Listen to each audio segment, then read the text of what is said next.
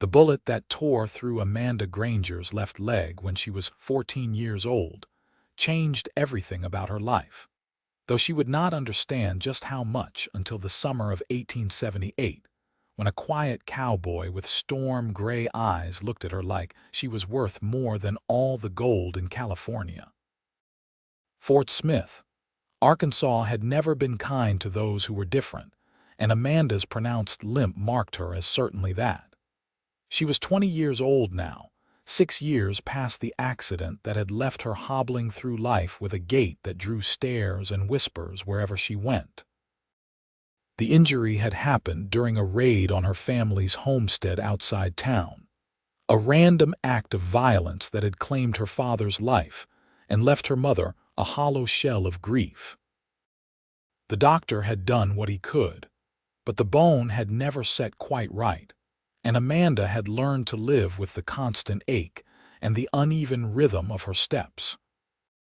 She worked at the general store on Garrison Avenue, where the proprietor, Mr. Henderson, had taken pity on her and her mother after they had lost everything. The work was steady but hard, requiring her to stand for long hours sorting inventory, serving customers, and keeping the books.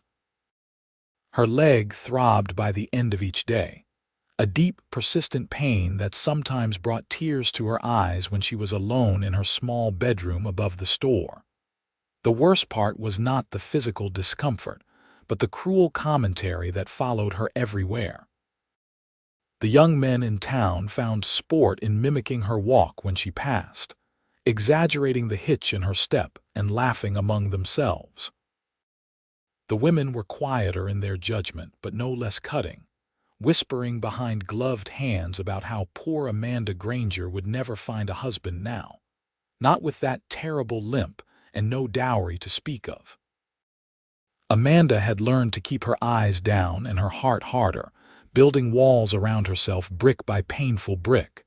She told herself she did not need their approval or their kindness.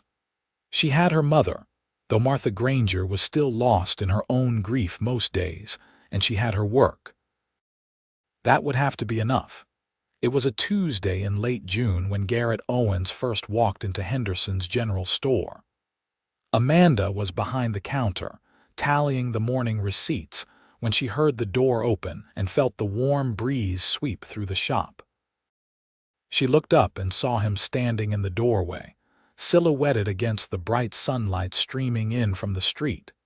He was tall, with broad shoulders that spoke of years of hard work, and he moved with the easy confidence of a man comfortable in his own skin. As he stepped inside and removed his hat, Amanda saw his face clearly for the first time. He was perhaps 25 or 26, with a strong jaw covered in several days' worth of stubble, dark hair that needed cutting, and those remarkable gray eyes that seemed to take in everything at once. "Morning," he said, his voice low and pleasant. "I need supplies. Heading out to the Triple Bar Ranch for work and want to stock up before I settle in." Amanda nodded, closing the ledger carefully. "Of course. What do you need?" He rattled off a list while she gathered items, moving through the store with her awkward gait. She was acutely aware of how she must look, one leg dragging slightly behind the other as she reached for cans of beans and packages of coffee. Her cheeks burned with embarrassment, waiting for the inevitable comment or the barely concealed look of disgust. But Garrett Owens simply waited patiently, leaning against the counter and watching her with those steady gray eyes. When she returned with her arms full, he quickly stepped forward to help, taking the heavier items from her without comment or fuss. "Anything else?" she asked, keeping her voice professionally neutral. "Tobacco, if you have it, and ammunition for a Winchester." She retrieved both items, trying to ignore how her leg was already aching from the morning's work. When she tallied his bill, he paid without question, counting out coins from a worn leather purse. "Thank you kindly," he said as he gathered his purchases. Then he paused, looking at her with an expression she could not quite read. "I did not catch your name." Amanda Granger. Garrett Owens. Pleased to make your acquaintance, Miss Granger. He touched the brim of his hat and left, the door swinging shut behind him. Amanda stood behind the counter for a long moment, unsettled by the encounter in a way she could not quite name. He had not stared at her leg. He had not made any comment about her limp. He had simply treated her like any other person, and the novelty of that simple courtesy made something in her chest ache in an entirely different way than her leg did. She did not expect to see him again, assuming he would do his shopping elsewhere or send ranch hands into town for supplies. But 3 days later he returned. "Morning, Miss Granger," he said, that same easy politeness in his voice. "Mr. Owens, what can I help you with today? Need some grain for my horse, and maybe some of that peppermint candy if you have it." She showed him to the grain sacks, and he hefted one onto his shoulder with enviable ease. When they returned to the counter, she weighed out a small bag of peppermint sticks. "You settling in well at the Triple Bar?" she asked, surprising herself with the question. She typically did not engage in small talk with customers. "Well enough. It is good work. The foreman is fair and the land is beautiful. I have been drifting for a while, so it feels good to stay put for a spell." He smiled, and Amanda found herself noticing the way it softened his whole face. "How long have you worked here?" "6 years, since my father passed." "I am sorry for your loss." The simple sincerity in his voice made her throat tighten. She nodded, not trusting herself to speak, and finished wrapping his purchases.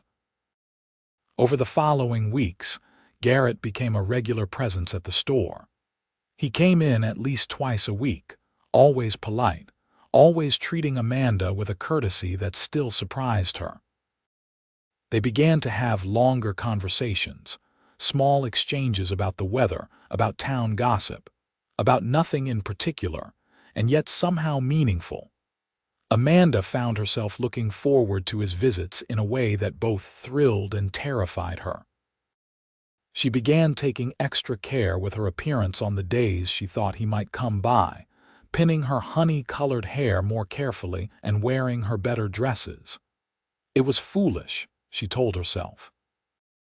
A man like Garrett Owens, strong and capable and handsome, would never be interested in a broken girl like her. The reminder came sharply one Saturday afternoon in late July. Amanda had ventured out to make a delivery to the boarding house down the street, a package Mrs. Henderson had specifically requested be hand-delivered.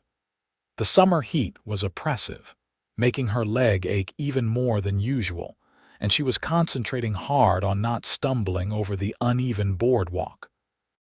She did not notice the group of young men gathered outside the saloon until she was nearly upon them. Thomas Wright, the son of the town's wealthiest merchant, was holding court with his usual cronies. He spotted Amanda and a cruel smile spread across his face. "Well, look here, boys. Here comes hopping Amanda." His friends laughed, the sound sharp and mean in the afternoon air. Amanda kept her eyes down, trying to move past them, but Thomas stepped into her path. "Do us a dance, Amanda. Show us that pretty little hop of yours." "Please move," she said quietly, hating the way her voice shook. "What was that? I could not hear you over all that clomping." More laughter from his audience. Amanda tried to step around him, but her weak leg betrayed her and she stumbled. Thomas caught her arm, ostensibly to steady her, but his grip was too tight and his smile too sharp. "Careful there. Would not want you falling apart completely, though I suppose you are already halfway there. Let me go." This time her voice was firmer, anger overriding embarrassment. "Now why would I do that when we are having such a nice conversation?" Thomas leaned in closer, and Amanda could smell the whiskey on his breath. "You know, it is a shame about that leg. You might have been pretty otherwise. Course, no man wants damaged goods. That is enough." The new voice was quiet but carried an edge of steel that made everyone freeze. Amanda looked up to see Garrett standing a few feet away, his gray eyes hard and fixed on Thomas. "This is none of your concern, Cowboy," Thomas said, though he released Amanda's arm. "I am making it my concern. The lady asked you to let her go. I suggest you do so and apologize." Thomas laughed, but it sounded forced. "Apologize? For what? Having a little fun." Garrett took a step closer, and despite being roughly the same height as Thomas, he suddenly seemed much larger. "I do not think the lady was having fun. Now apologize." Something in Garrett's voice or stance made Thomas step back. He muttered something that might have been an apology and retreated into the saloon with his friends, though not before shooting Amanda a look that promised this was not over. Amanda stood frozen on the boardwalk, her heart pounding and her eyes stinging with unshed tears. Garrett turned to her, his expression softening immediately. "Are you all right, Miss Granger?" she nodded, not trusting her voice. The package for the boarding house was clutched against her chest like armor. "May I walk with you to wherever you are headed?" Another mute nod. They fell into step together, Garrett matching his long stride to her shorter, uneven one without comment. Amanda was intensely aware of her limp, of how she must look beside him, capable and whole. The shame of it burned through her. "I am sorry you had to witness that," she finally managed to say. "You have nothing to apologize for. Those men should be ashamed of themselves." "They are right, though." The words slipped out before she could stop them. "I do limp. I do walk strangely. You walk perfectly fine," Garrett interrupted gently. "And even if you did not, it would not give anyone the right to treat you that way." They had reached the boarding house. Amanda handed over the package to Mrs. Chen, who accepted it with a warm smile and a kind word. When she turned back to Garrett, she found him waiting patiently, hat in hand. "May I walk you back to the store?" "You do not have to do that." "I am sure you have better things to do than escort the crippled girl around town." Garrett's jaw tightened, and for a moment Amanda thought she had angered him. But when he spoke, his voice was calm and measured. "I would like to walk with you, Miss Granger, because I enjoy your company." "Your leg has nothing to do with it." He paused, then added more softly, "And I wish you would not speak about yourself that way." Amanda felt something crack in her chest, some carefully constructed wall beginning to crumble. They walked back to the store together in silence, but it was a comfortable silence, companionable rather than awkward. When they reached Henderson's, Garrett turned to her with a serious expression. "Miss Granger, I wonder if I might ask you something." Her heart began to race. "Yes." "Would you do me the honor of accompanying me to the church social next Saturday? I know it is forward of me, and if you would rather not, I will understand. But I would very much like to spend more time with you." Amanda stared at him, certain she had misheard. "You want to take me to the social?" "I do. But why? I mean, surely there are other girls in town who would be more suitable. Girls who can dance, and I am not interested in other girls." Garrett's gray eyes met hers with an intensity that made her breath catch. "I am interested in you, Amanda Granger. You are intelligent and kind and strong. You face every day with courage even when the world is cruel to you. Those are the things I see when I look at you." Tears were sliding down her cheeks now, and she did not bother to wipe them away. "Yes," she whispered. "Yes, I will go with you." The smile that broke across Garrett's face was like sunrise. He reached out and gently squeezed her hand, a brief touch that sent warmth racing through her entire body. "I will call for you at 6 o'clock." Amanda floated through the rest of the day in a daze. When she told her mother that evening about Garrett's invitation, Martha Granger showed more animation than Amanda had seen from her in years. "Oh, my darling girl," her mother said, pulling her into a tight embrace. "This is wonderful. We must make sure you have something beautiful to wear." They spent the next several evenings altering one of Martha's old dresses, a soft blue cotton that brought out the color in Amanda's eyes. Her mother worked with a focus and energy that reminded Amanda of how she had been before the raid, before grief had stolen her away. It made Amanda's heart ache with a bittersweet mixture of joy and sorrow. Saturday arrived with clear skies and a pleasant breeze that offered relief from the summer heat. Amanda dressed carefully, her hands trembling slightly as she pinned up her hair. She studied herself in the small mirror above her dresser, trying to see what Garrett saw when he looked at her. All she could see was the same plain face, the same worry in her eyes, the same girl who would have to walk across the church lawn with her uneven gait while everyone watched. A knock at the door sent her heart into her throat. Martha answered it, greeting Garrett with a warmth that made Amanda smile despite her nerves. When she came down the stairs, moving carefully to avoid stumbling, she found him waiting in their small sitting room. He looked different out of his work clothes, wearing dark trousers and a clean white shirt with a string tie. His hair was neatly combed, and he had shaved, revealing the strong lines of his face. When he saw her, his expression transformed into something that made Amanda feel beautiful for perhaps the first time in her life. "Miss Granger," he said softly, "you look lovely." "Thank you. You look very handsome." Martha pressed a basket of food into Amanda's hands, the contribution expected of all social attendees. Garrett offered Amanda his arm, and she took it, feeling the solid strength of him beside her. The walk to the church was both too long and too short. Amanda was hyper-aware of every step, of every person they passed on the street, of the way conversations seemed to pause as they went by. She could feel the stares, could imagine the whispers. What is he doing with her? Poor man must have lost a bet. She will just slow him down. "You are tensing up," Garrett said quietly. "Try to relax. We are just two people going to a social together. Everyone is staring. Let them stare. I am proud to be walking with you." His words helped, though the knot in Amanda's stomach did not completely unravel until they reached the church grounds.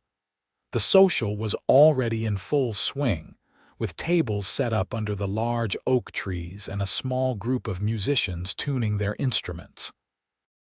Children ran laughing between the adults, and the smell of home cooking filled the air. Several people greeted them as they arrived, though Amanda noticed the curious glances and the barely concealed surprise. Mrs. Henderson approached with a warm smile, taking their food basket and welcoming them both. Mr. Henderson clapped Garrett on the shoulder and made a joke about Cowboys cleaning up well. They found seats at one of the long tables, and soon they were surrounded by the comfortable chaos of a community gathering. Garrett proved to be easy company, drawing Amanda into conversations with others and deflecting any awkward moments with grace and good humor. He seemed genuinely interested in the people around them, asking questions about crops and weather and town politics.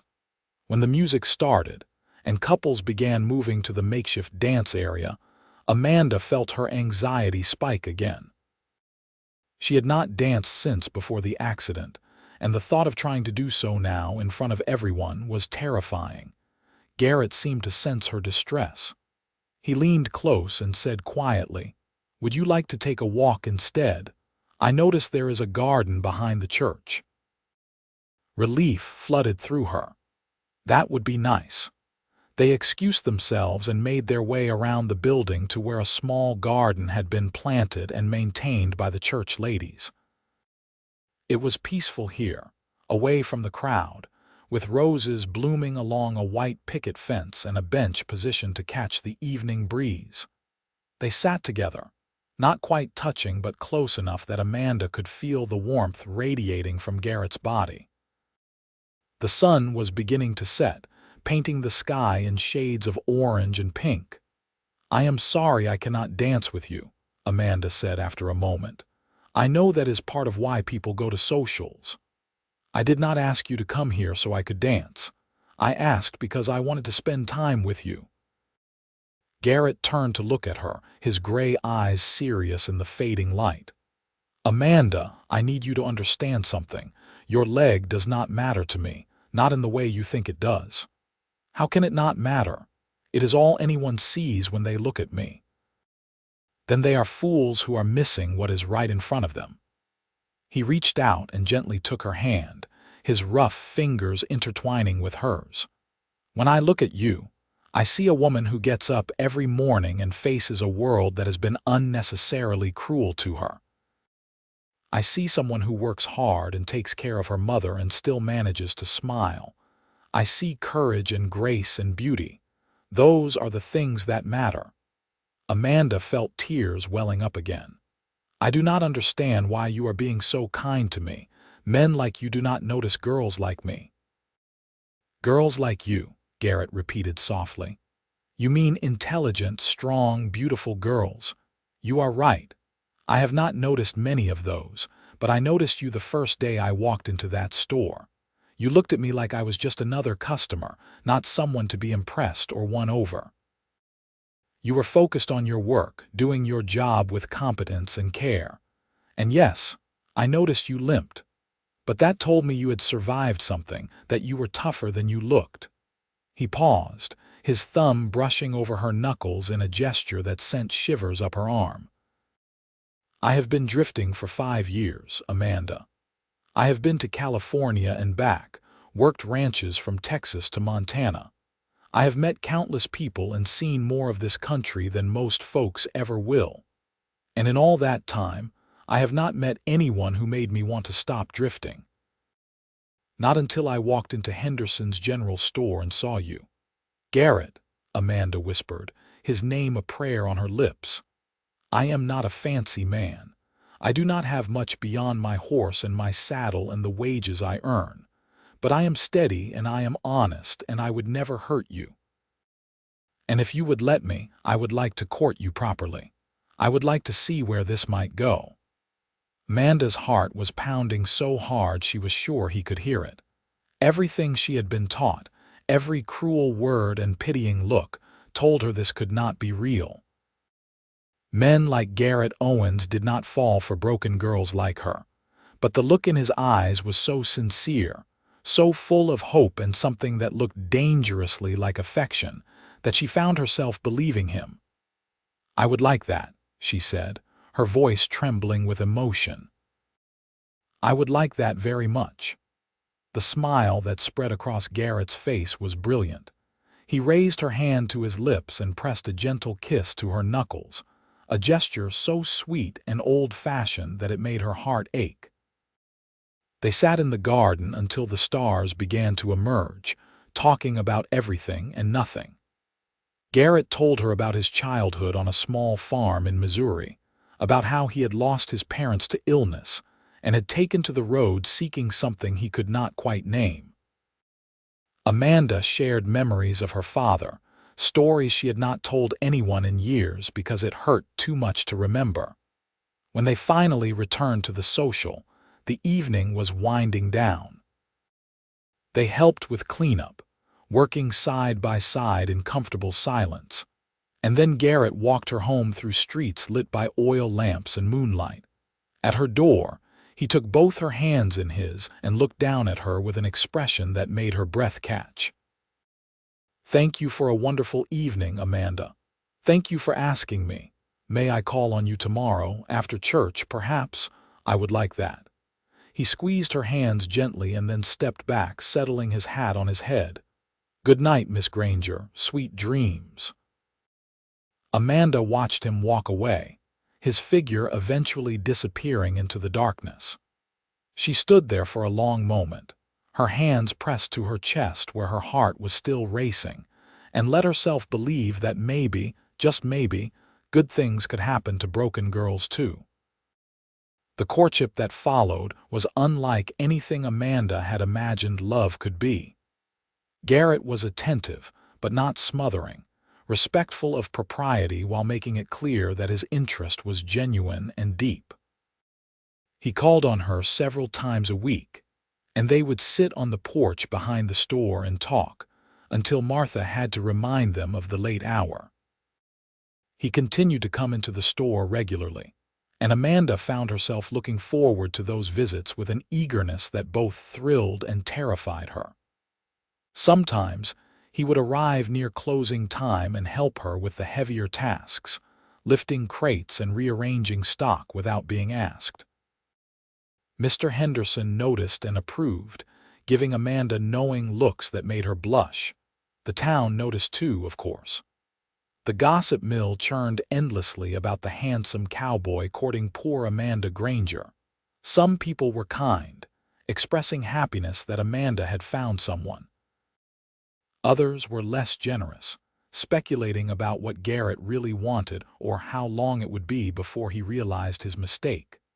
Thomas Wright and his friends made several pointed comments whenever they saw Amanda and Garrett together, but Garrett's presence seemed to shield her from the worst of it.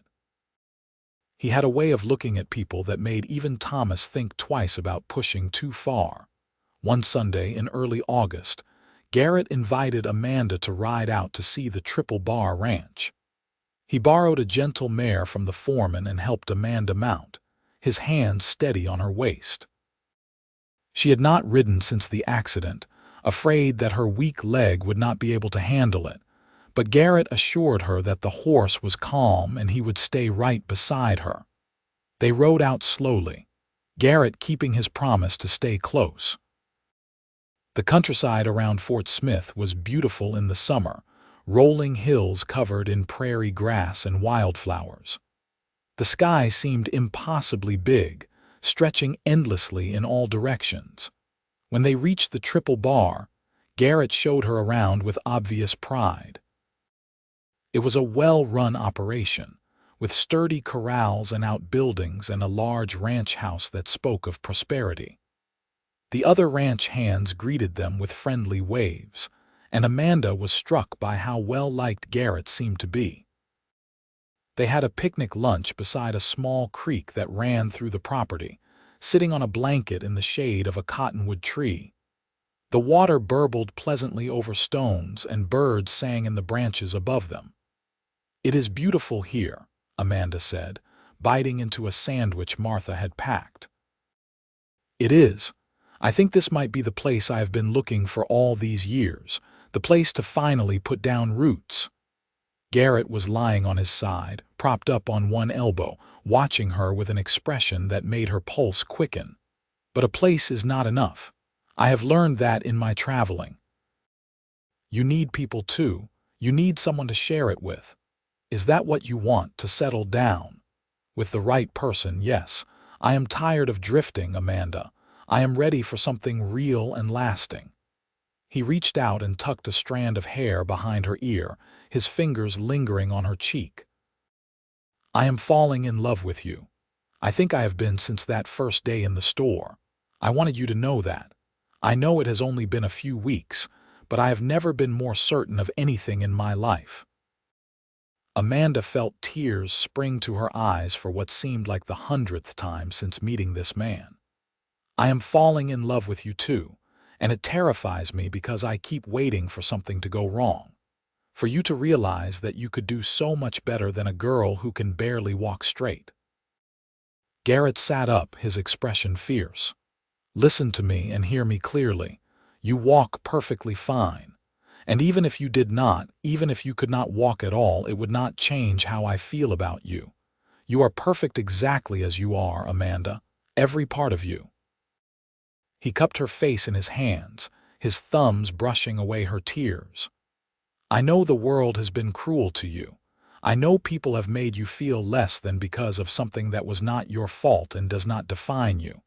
But I need you to stop believing their lies. You are not broken. You are not damaged. You are strong and beautiful and completely whole."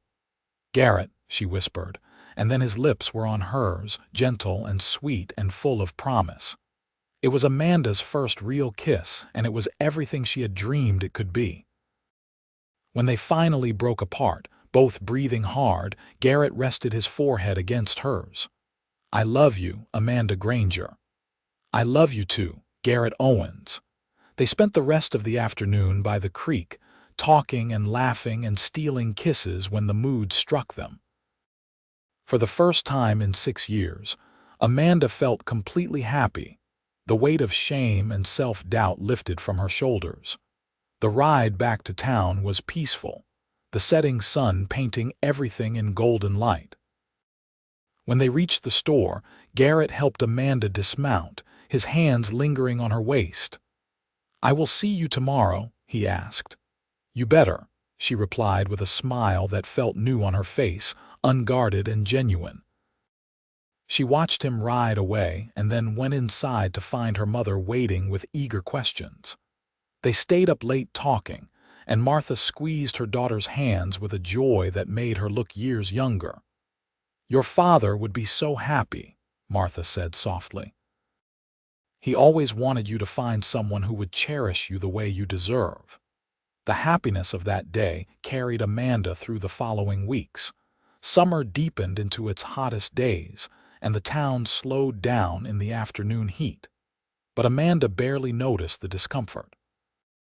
She was too busy falling deeper in love with Garrett, learning the contours of his heart and mind, sharing dreams for a future that was beginning to look possible. They talked about marriage, tentatively at first and then with increasing certainty. Garrett wanted to wait until he had saved enough money to build them a small house on land he hoped to buy near the Triple Bar. Amanda agreed, though part of her would have married him tomorrow if he had asked. She wanted to do this right, to start their life together on solid ground. In mid-September, trouble came in the form of Thomas Wright. Amanda was closing up the store one evening, Mr. Henderson having left early to tend to his sick wife. She was turning down the lamps when the door opened and Thomas walked in. She could smell the alcohol on him from across the room. "We are closed," she said firmly, fighting the instinct to back away. "I am not here to shop." Thomas's words were slightly slurred and his eyes held a mean glint. "I am here to talk about your cowboy. Garrett is none of your business. See, that is where you are wrong. Everything in this town is my business. My father practically owns it." Thomas moved closer, and Amanda's hand tightened on the broom she was holding. "That cowboy has embarrassed me twice now, and I do not take kindly to being embarrassed." "Then perhaps you should stop behaving in ways that are embarrassing." The words were out before Amanda could stop them. Thomas's expression darkened and he lunged forward, grabbing her arm. Amanda swung the broom instinctively, catching him across the shoulder. He stumbled back with a curse. "You little witch! You will regret that." The door burst open, and Garrett strode in with a fury in his eyes that Amanda had never seen before. He assessed the situation in an instant and moved between Amanda and Thomas with the speed of a striking snake. "You have one chance to leave peacefully," Garrett said, his voice deadly quiet. "Take it, or what? You will hit me. Go ahead. My father will have you run out of town and your crippled girl will be left all alone." The word hung in the air like a slap. Amanda flinched, the old shame rising despite everything Garrett had said and done. But Garrett did not flinch. He did not even blink. "You can insult me all you want, right? But you will not speak about Amanda that way. Not now, not ever. What are you going to do about it?" "I am going to give you to the count of 3 to walk out that door. If you do not, I will throw you out, and I do not much care if you get hurt in the process." 1. Thomas laughed, but it sounded forced. 2. "You are making a mistake, cowboy." 3. Garrett moved fast, grabbing Thomas by the collar and the back of his pants and marching him toward the door. Thomas tried to fight back, but he was drunk and uncoordinated, and Garrett was neither. Within seconds, Thomas was on the boardwalk outside, landing hard on his backside. "If you come near Amanda again, if you so much as look at her wrong, you will answer to me. And I promise you, right, you will not like the outcome." Garrett stepped back inside and locked the door firmly, He turned to find Amanda standing in the middle of the store, shaking with reaction. In 2 strides he was beside her, pulling her into his arms. "Are you all right? Did he hurt you?" "No, I am fine. You came just in time." She burrowed into his chest, breathing in the familiar scent of him, leather and soap and something uniquely Garrett. "How did you know?" "I did not. I just had a feeling you might need help closing up, and I was on my way here anyway. Good thing I trusted my instincts." They stood like that for a long moment, holding each other until Amanda's shaking subsided. When she finally pulled back, Garrett kept his hands on her shoulders, studying her face with concern. "He called you that word," Garrett said quietly, "and I saw how it hurt you. Amanda, you have to stop letting people like him have that power over you." "I am trying." But 6 years of hearing it, of being treated like I am less than human because of my leg, it is hard to just let it go. "I know. And I am not saying it will happen overnight, but I need you to start seeing yourself the way I see you. Because when I look at you, when I walk beside you, you move perfectly. You walk perfectly beside me, Amanda. Always." The words broke something open in Amanda's chest, some last reservoir of doubt and pain that she had been holding on to. She looked up at this man who had somehow found her worthy of love, who defended her without hesitation, who saw her as whole and perfect exactly as she was. "You walk perfectly beside me." No one had ever said anything like that to her before. It was not a denial of her limp or a dismissal of her injury. It was an acknowledgement that when they were together, when they moved through the world side by side, they fit.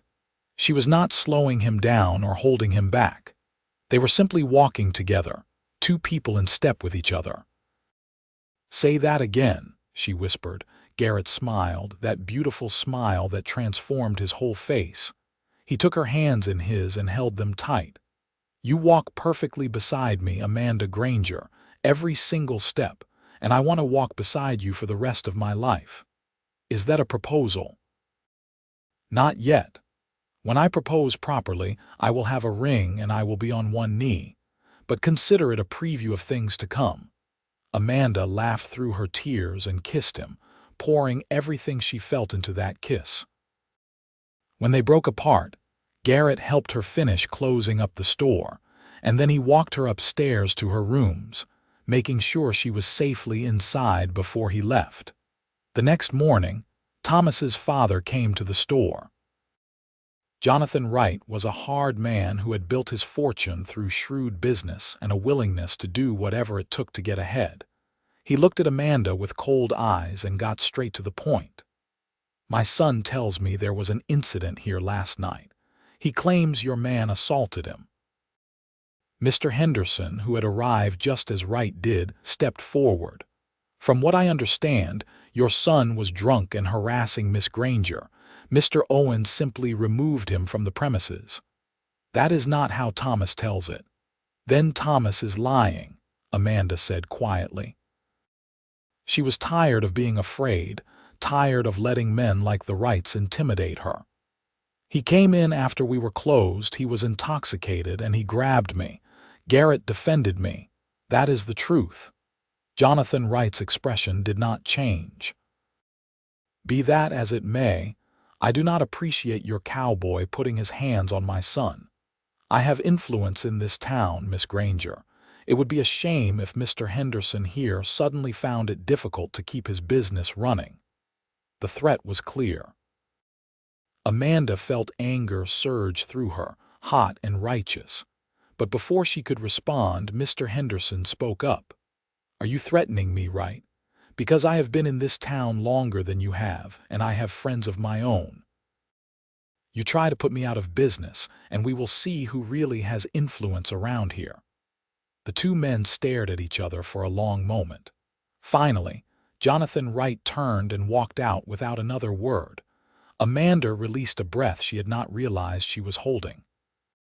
"Thank you," she said to Mr. Henderson. The older man patted her shoulder kindly. "That boy of his has been trouble for years. It is about time someone stood up to them. And besides, I like you and that young man of yours. Anyone who treats you with the respect you deserve is fine by me." The incident with Thomas seemed to mark a turning point. Word spread through Fort Smith about what had happened, and the story grew in the telling. In some versions, Garrett had thrown Thomas through a window. In others, the two men had engaged in an epic fistfight. The truth was more mundane, but the result was the same. People began treating Amanda differently. Some of it was because they saw that Garrett genuinely cared for her and wondered if perhaps they had been wrong to dismiss her so easily. Some of it was simple fear of crossing Garrett, who had proven he would not tolerate disrespect toward Amanda. But whatever the reason, the mocking comments stopped. People nodded to her on the street. Women began including her in conversations at church. It was strange and wonderful and a little overwhelming. Amanda had spent so long being invisible or mocked that this new attention felt foreign. But Garrett helped her navigate it, his steady presence giving her confidence. October brought cooler weather and the start of harvest season. The Triple Bar was busy, and Garrett's visits became less frequent, though he still made time to see Amanda at least twice a week. He was saving money aggressively now, every spare penny going toward his dream of buying land and building them a home. On a clear Sunday morning in late October, Garrett asked Amanda to take a ride with him. They headed out beyond the Triple Bar to a piece of property that bordered the ranch. It was beautiful land, with a gentle slope down to a stream and a grove of oak trees that provided shade. "This is for sale," Garrett said as they stood looking out over the property. 20 acres. Enough for a small house, some livestock, maybe a garden. The owner is willing to sell it to me for a fair price, and the foreman at the Triple Bar says I can keep working there while I build. Amanda turned to him, seeing the hope and excitement in his eyes. "It is perfect, Garrett." "Do you really think so?" "Because I can only do this if you are with me. I do not want this land or a house or any of it if you are not there to share it." He reached into his pocket and pulled out a small velvet box. "I was going to wait until I had the money saved up, until everything was perfect. But I realized that I do not want to wait anymore. Life is too short and uncertain." He dropped to one knee right there on the prairie grass, the autumn sun shining down on them both. Amanda's hands flew to her mouth as he opened the box to reveal a simple gold band with a small diamond that sparkled in the light. "Amanda Granger, you are the strongest, bravest, most beautiful woman I have ever known. You walk perfectly beside me, and I want to walk beside you for the rest of our lives. Will you marry me? Will you help me build a home and a life together?" "Yes," Amanda said, the word coming out as a sob. "Yes, yes, yes." Garrett stood and slipped the ring onto her finger, and then he was kissing her and spinning her around, both of them laughing and crying at the same time. When he set her down, he kept his arms around her, holding her close. "I love you so much," he said against her hair. "I will spend every day showing you how much I love you too, and I cannot wait to start our life together." They rode back to town with their arms around each other, Amanda's engagement ring catching the light every time she moved her hand. Martha cried when they told her the news, pulling them both into a fierce embrace. Mr. and Mrs. Henderson insisted on hosting an engagement party at their home, and before Amanda knew it, half the town was involved in planning their wedding. They decided to marry in December, wanting to start the new year as husband and wife. Garrett worked long hours at the Triple Bar, saving every penny toward the land purchase and the lumber they would need for their house. Amanda continued working at the store, but now she was also sewing her wedding dress and helping Martha plan the celebration. The weeks flew by in a blur of preparations and stolen moments together. Garrett had put a down payment on the land, and on his days off, he would ride out to the property and begin clearing the site where their house would stand. Sometimes Amanda went with him, and they would walk the land together, talking about where the barn would go and how big the garden should be and what they would name their first horse. The first Sunday in December, a week before the wedding, Garrett took Amanda to see the progress on their house. He had started building, working with a couple of the ranch hands who were skilled in carpentry. The frame was up, and Amanda could begin to see the shape of what would be their home. It was small but sturdy, with a bedroom, a main room for cooking and living, and a porch that would face east to catch the morning sun. "It will be finished by spring," Garrett said, his arm around her waist as they surveyed his work. "We can stay in town for the winter, and then when the weather breaks, we will move out here and start our real life together." "I cannot wait," Amanda said, leaning into him. "Though I think our real life started the day you walked into Henderson's store." Garrett smiled and kissed her temple. "Maybe so, but this feels like the next chapter, the best chapter." The wedding took place on a cold but clear Saturday in December. The church was decorated with pine boughs and red ribbons, and it seemed like the entire town had turned out to see Amanda Granger marry Garrett Owens. Martha was in the front row, crying happy tears, and the Hendersons sat beside her, beaming with pride. Amanda wore a dress of white linen that she and her mother had spent weeks perfecting. Her hair was pinned up with small flowers, and she carried a bouquet of dried lavender from Mrs. Henderson's garden. As she walked down the aisle on Mr. Henderson's arm, her uneven gait marking each step, she kept her eyes on Garrett. He stood at the altar in his best suit, his dark hair neatly combed, his gray eyes locked on her with an expression of such love and admiration that it took her breath away. When she reached him, and Mr. Henderson placed her hand in Garrett's, she felt a sense of rightness settle over her. This was where she was meant to be. This was who she was meant to be with. The ceremony was simple and heartfelt. When the preacher asked if anyone objected to the union, there was only warm silence. When Garrett said his vows, his voice was strong and sure. "I, Garrett Owens, take you, Amanda Granger, to be my wife. I promise to love you, honor you, and walk beside you through whatever life brings. You are my home, my heart, and my future. I will spend every day showing you how grateful I am that you chose me." Amanda's vows came through tears, but she did not care. "I, Amanda Granger, take you, Garrett Owens, to be my husband. You saw me when others looked away. You loved me when I thought I was unlovable. You taught me that I am whole and worthy exactly as I am. I promise to love you, support you, and walk beside you always. You are my answered prayer." When the preacher pronounced them husband and wife, Garrett cupped Amanda's face in his hands and kissed her with a tenderness that made the congregation sigh.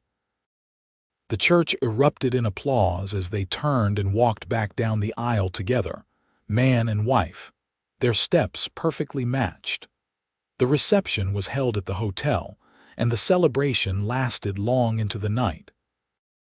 There was food and music and dancing, and though Amanda could not dance in the traditional sense, Garrett swayed with her in a corner of the room, holding her close and whispering words of love in her ear.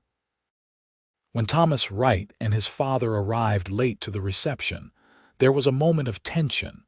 But Thomas approached Amanda and Garrett with something that might have been genuine remorse in his eyes. "I wanted to apologize," he said quietly, speaking directly to Amanda. "I was cruel to you for years, and there is no excuse for it. I am sorry, and I hope you will both be very happy together." Amanda was too stunned to respond immediately, but Garrett extended his hand and Thomas shook it. "Thank you for that," Garrett said. "It takes courage to admit when you are wrong." Thomas nodded and moved away, and Amanda looked up at her new husband with wonder. "Did that really just happen?" "I think it did. Maybe people can change. Maybe. Or maybe your love just has a way of changing everything. Their wedding night was spent at the hotel, and it was everything Amanda had hoped for and more. Garrett was gentle and patient, making sure she felt loved and cherished. When they finally fell asleep in each other's arms, Amanda felt a peace she had not known was possible. They spent the winter in the rooms above the general store, though they were at the house site almost every weekend when weather permitted. Garrett continued to build, and by March the house was finished enough for them to move in. It was rough still, with work yet to be done, but it was theirs. The first night in their new home, they lay on a mattress on the floor of their bedroom, blankets piled high against the cold, and talked about the future. Garrett wanted to expand the ranch, maybe buy some cattle. Amanda wanted to start a garden and maybe, eventually, have children. "How many children do you want?" Garrett asked, his fingers tracing lazy patterns on her arm. "I have not thought much about it. 2 or 3 maybe. How about you?" "As many as you want to give me, though I hope they all have your smile and your eyes," Amanda countered, "and your kind heart." Spring brought new life to the land. Amanda planted her garden while Garrett built fences and a barn. They worked side by side, making their house into a home. The ranch hands from the Triple Bar would sometimes stop by to help, and gradually, Amanda and Garrett became part of a wider community. In May, Amanda discovered she was pregnant. She told Garrett one evening as they sat on their porch watching the sunset. He was silent for a long moment, and when she looked at him, she saw tears streaming down his face. "I am going to be a father," he said wonderingly. "We are going to have a baby. Are you happy?" "Happy, Amanda. I am beyond happy. I am overwhelmed. I am terrified. I am so full of love I think I might burst from it." They held each other as the sun disappeared below the horizon and the stars began to emerge. Amanda thought about how far she had come from that broken girl who had believed she would never be loved. Now she was a wife, soon to be a mother, living on beautiful land with a man who cherished her. The pregnancy was not easy. Amanda was sick for the first few months, and her leg ached more than usual with the extra weight she carried. But Garrett was patient and attentive, taking over her chores without complaint and making sure she rested. Martha visited often, delighted at the prospect of being a grandmother. In January of 1880, on a cold night with snow falling softly outside, Amanda gave birth to a healthy baby boy. They named him Henry, after Amanda's father. Garrett cried when he held his son for the first time, and Amanda fell in love all over again watching this strong, capable man become soft and gentle with their tiny infant. Henry was followed by a daughter 2 years later, Susanna, and another son, Matthew, 3 years after that. The little house grew more crowded and more full of love with each addition. Garrett expanded it over the years, adding rooms and a real dining area. The land prospered under his careful management, and he was eventually able to buy more acreage and build up a respectable herd of cattle. Amanda's leg never healed completely. She would always walk with a limp, always have days when the pain was worse than others, but it ceased to define her. She was a wife, a mother, a member of the community. People knew her as Garrett Owens's capable spouse, as the woman with the beautiful garden, as the mother who told the best stories to her children. On a summer evening when Amanda was 35 years old, she sat on her porch watching her 3 children play in the yard. Henry was 13 now, tall and serious like his father. Susanna was 11, with her mother's blonde hair and her father's gray eyes. Matthew was 8, a ball of energy who kept them all on their toes. Garrett came out of the house and sat beside her, taking her hand in his as he always did. They sat in comfortable silence, watching their children laugh and chase each other in the fading light. You remember that first day I came into the store? Garrett asked suddenly. Amanda smiled. Of course I do. I remember thinking you were the most handsome man I had ever seen and being certain you would never notice someone like me. I noticed you immediately.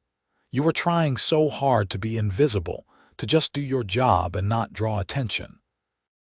But there was something about you that I could not look away from. He squeezed her hand. I am so glad I trusted my instincts and kept coming back. I am glad you did too.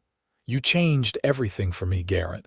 You taught me that I was worthy of love, that my limp did not make me less than, that I could be whole and happy and have a beautiful life. You taught me something too, Garrett said softly. You taught me that home is not a place, it is a person. You are my home, Amanda. You always have been. She leaned her head on his shoulder, watching as the sun set over the land they had built a life on together.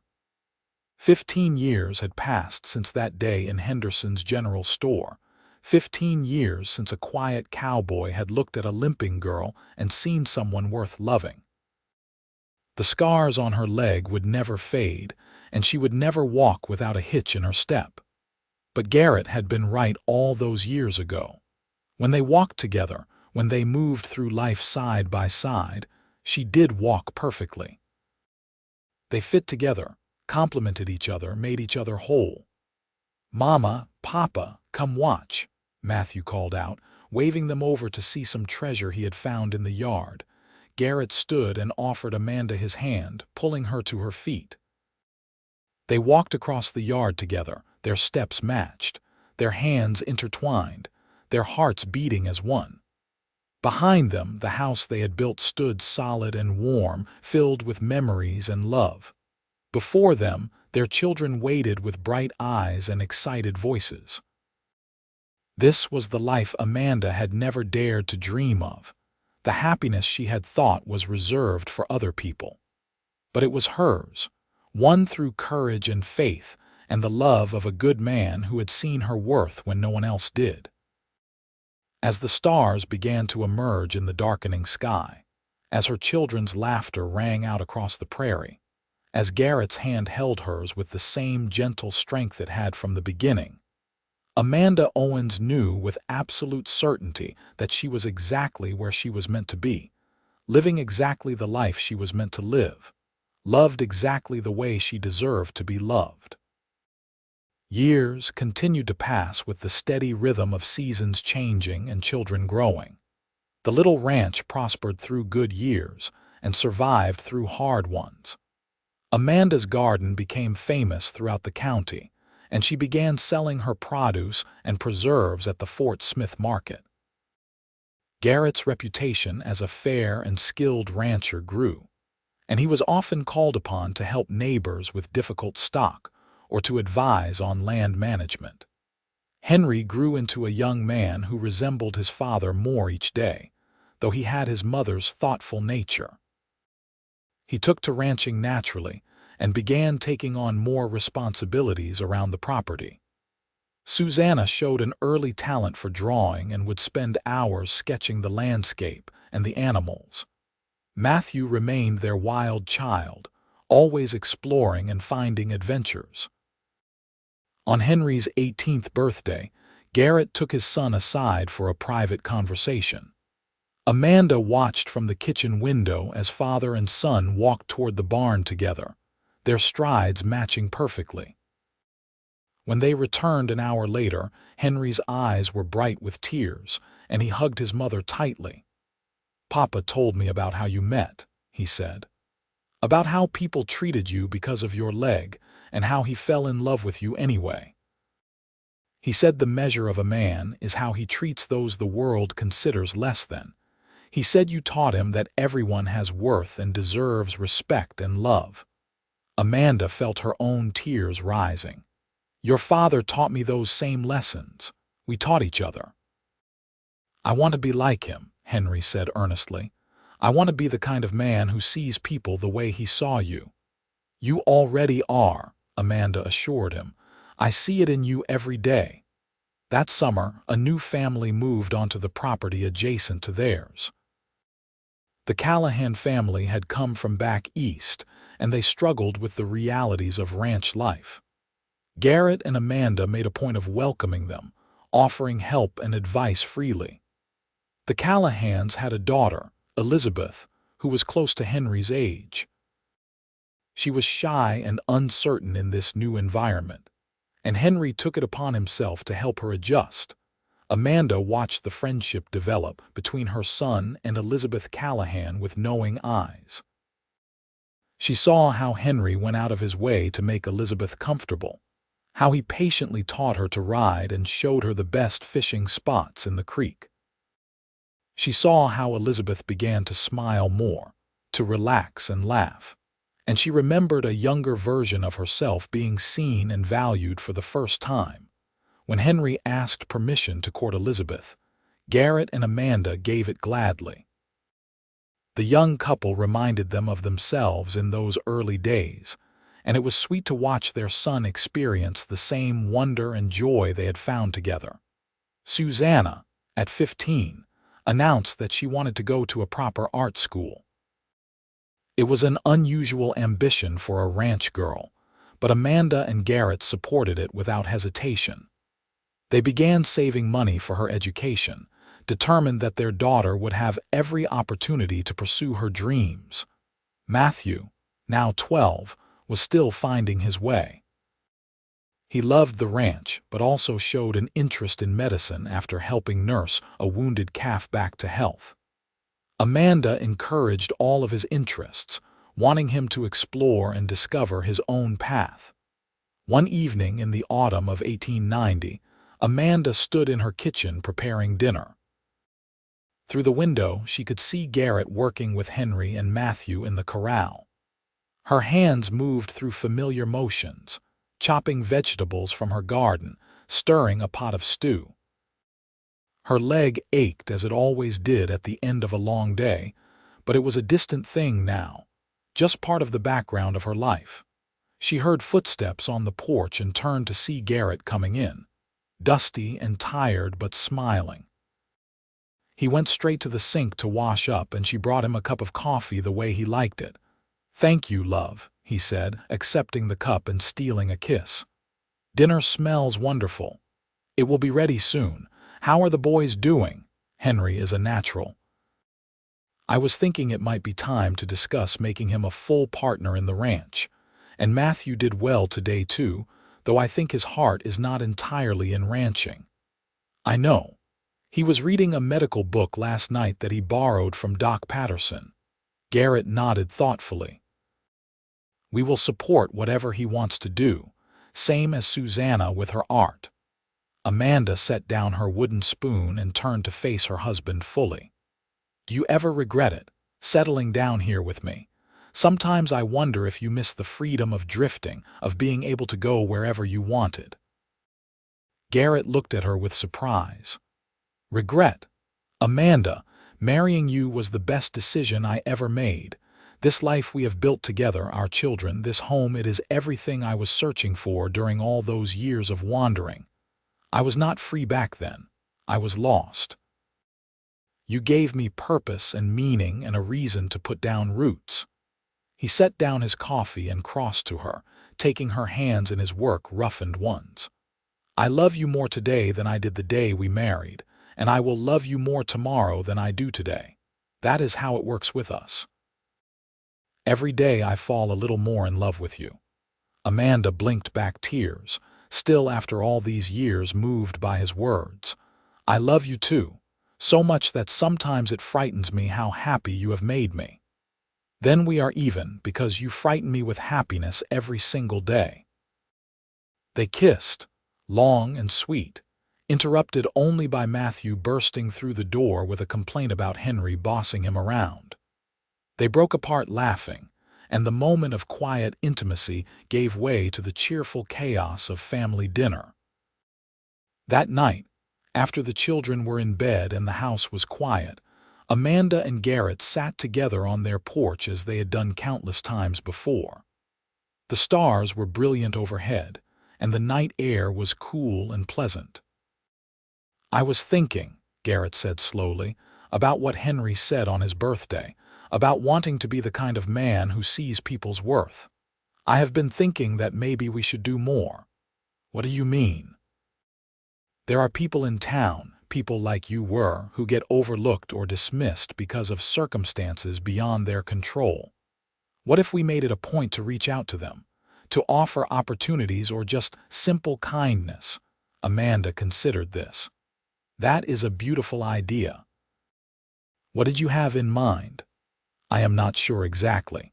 Maybe we could offer work to people who struggle to find it, or help families who are having hard times.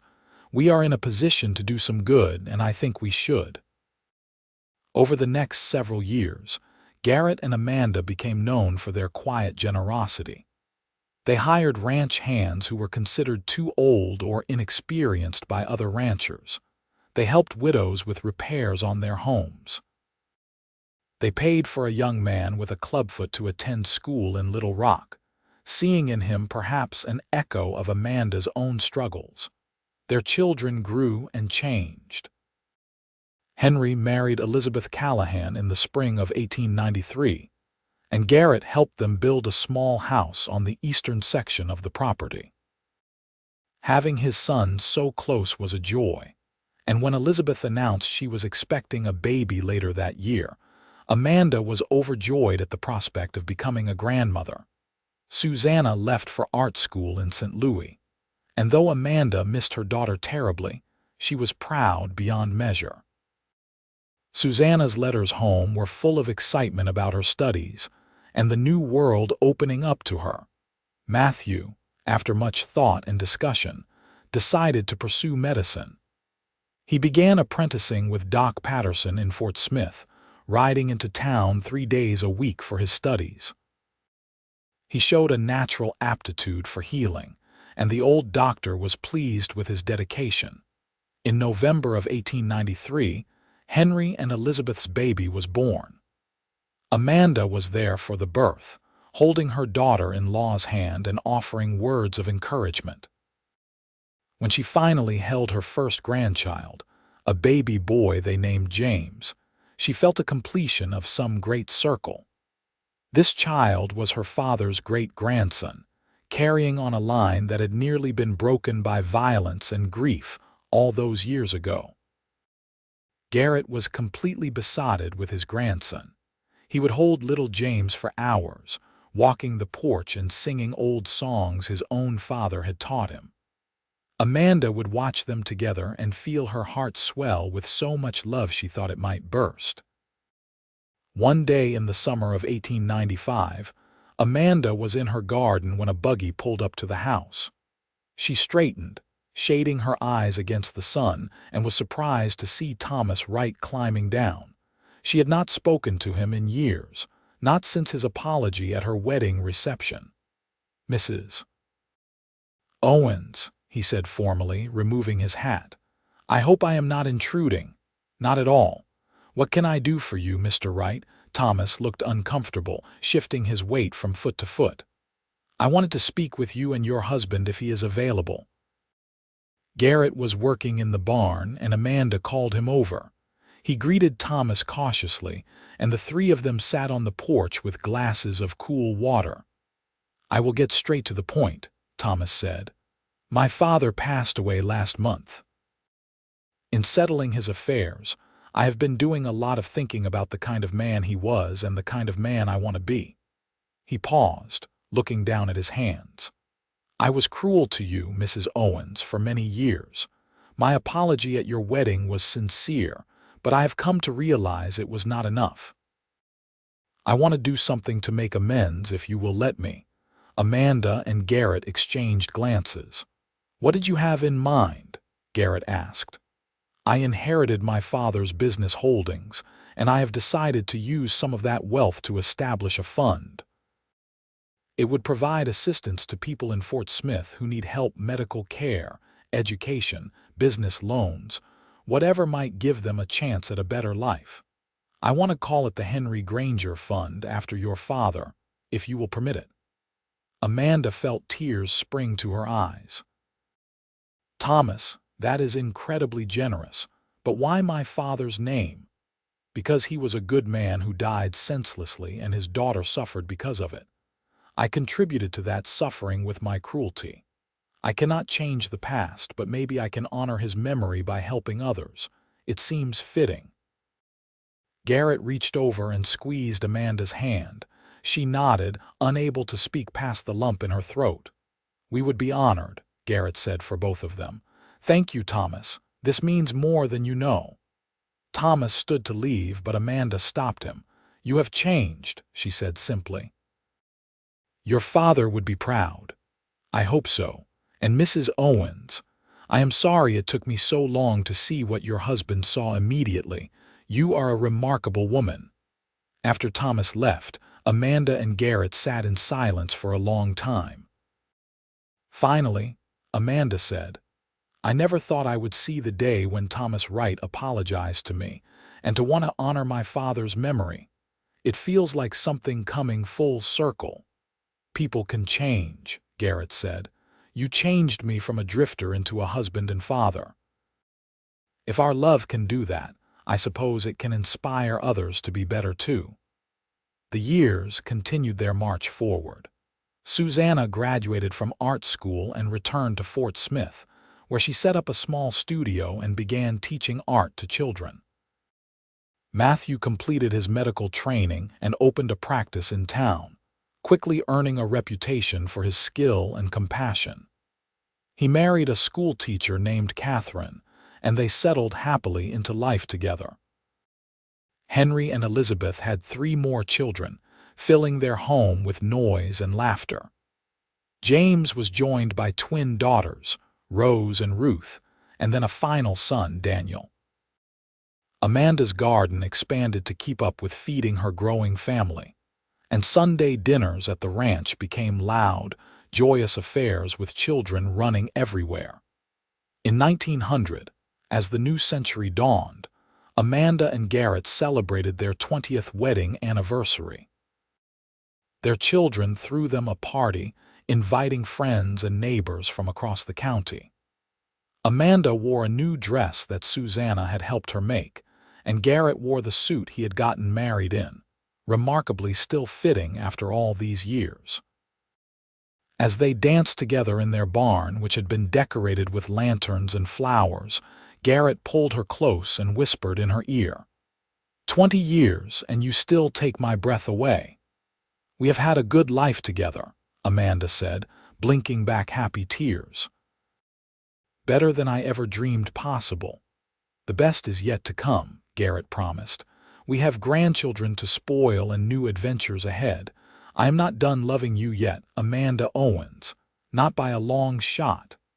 The years brought their share of sorrows too. Martha Granger passed away peacefully in her sleep in 1902, and Amanda grieved deeply for the mother who had stood by her through everything. But she found comfort in her family, and in the knowledge that her mother had lived to see her daughter happy and surrounded by love. Mr. Henderson retired and sold the general store, and though Amanda had not worked there in years, it felt like the closing of a chapter.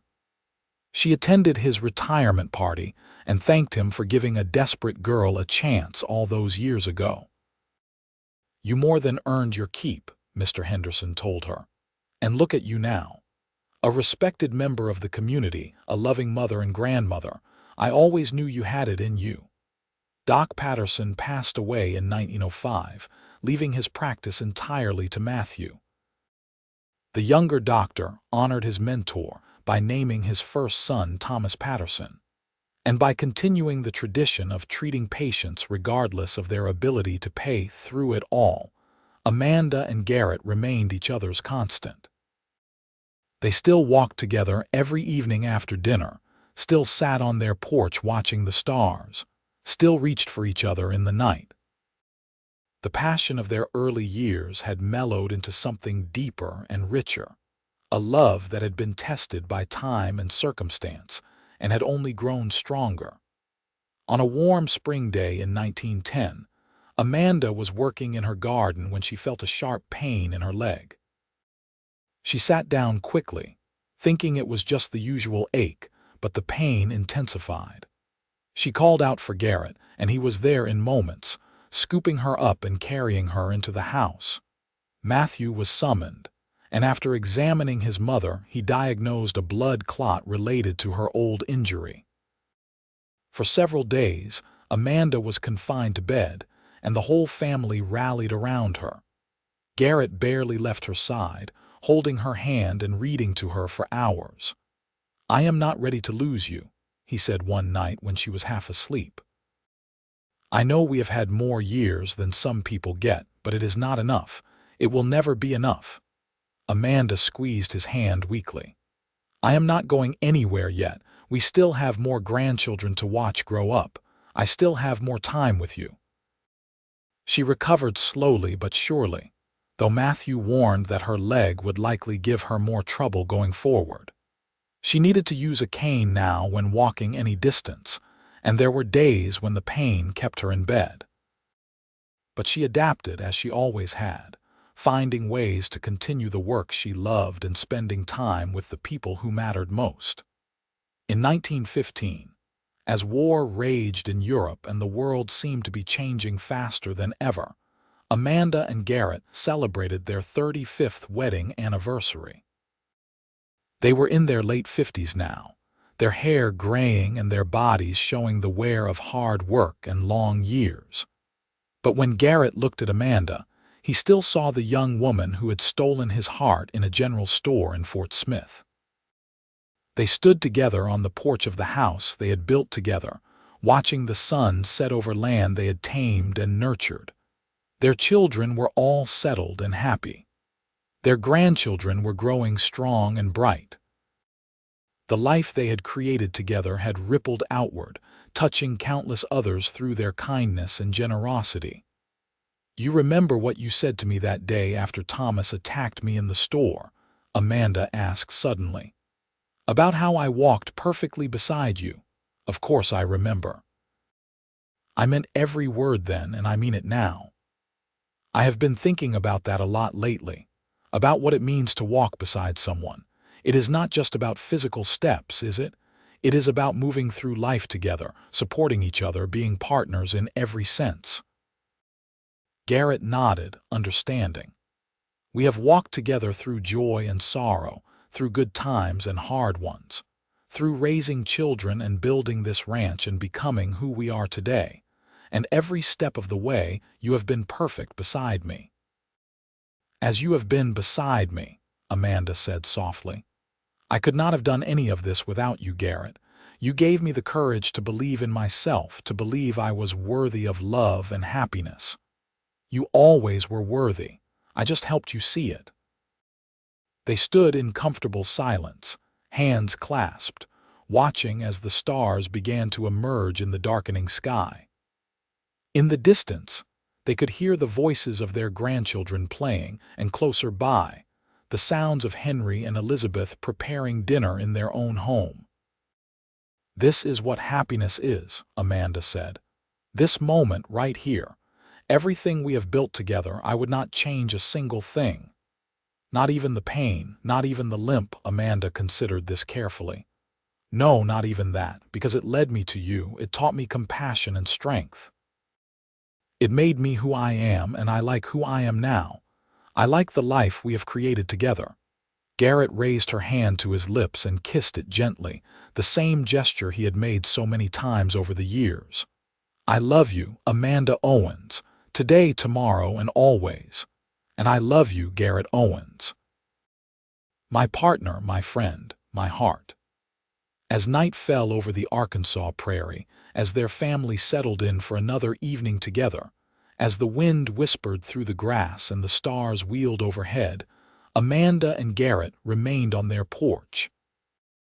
They stood together, two people who had found each other against all odds, who had built a life of love and meaning, who had proven that sometimes the greatest adventures begin with a single step taken together. The years ahead would bring more changes, more joys and sorrows, more memories to treasure. But through it all, they would face everything side by side, walking perfectly together, just as they always had, just as they always would, until their final steps led them home to whatever lay beyond. And if anyone asked Amanda about her limp, about the injury that had shaped so much of her life, she would smile and say that yes, she walked with an uneven gait. But she walked with courage, with dignity, and most importantly, she walked beside a man who loved her perfectly, exactly as she was. And that, she would say, made all the difference in the world.